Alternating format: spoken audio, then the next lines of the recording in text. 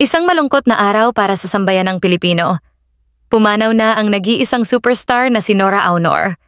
Tahimik ang kanyang paglisan at walang malaking anunsyo at walang ingay. Sa edad na 71 taong gulang ay nilisan na niya ang mundong ibabaw. Marami ang nagulat at marami ang napaluha. Hindi man niya idinetalya sa publiko ang tunay na kalagayan.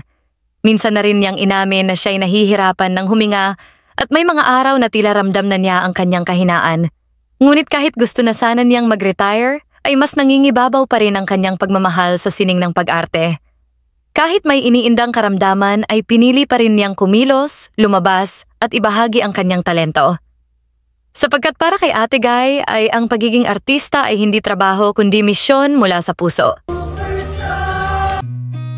I've seen a lot of change, been through a lot of pain.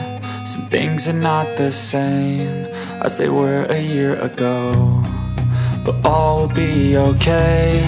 I move on each and every day. The past is where it stays, way back a year ago.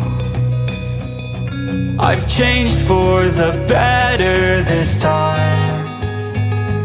I thought I would never be fine.